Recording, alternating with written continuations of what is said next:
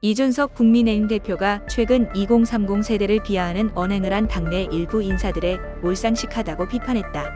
이 대표는 9일 YTN 라디오 황보선의 출발 새아침과 인터뷰에서 진행자가 2030 탈당 러시 엑소더스가 사실이냐고 묻자 원래 경선 뒤 실망한 분들이 탈당으로 나타나는 경우가 있다고 했다. 다만 안타까운 것이 이것에 대해 보수 진영의 몰상식한 분들이 애초부터 역선택한 분들 2030이 한중밖에 안 되느니라는 비하적 발언을 했다며 그런 발언을 한 분들은 2030을 10명이라도 모아온 실적이 있느냐 반문하고 싶다고 당내 일부 세력을 겨냥했다. 이어 이 대표는 2012년 대선은 지역 분할 구도로 짜 승리를 모색했지만 지금은 그런 구도가 아닌 세대 구도로 선거를 치르는 것이 당연히 유리하다라며 그런데 이런 몰상식한 발언이 나오면 젊은 층이 우리 후보를 향한 투표 강도, 의향, 지원 강도가 굉장히 낮아질 수 있다고 우려했다.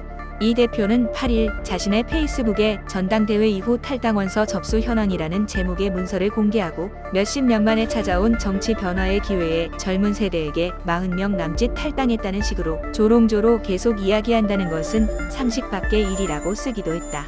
김재원 최고위원이 2030 탈당은 40명에 불과하다고 말한 것을 공개 저격한 것이다. 이 대표가 공개한 문서에 따르면 서울시당에서만 선거인단 중 탈당자가 623명으로 이 가운데 2030이 527명이었다. 약 84% 정도가 젊은 층인 것이다. 일반 당원 탈당자도 713명으로 나타났다.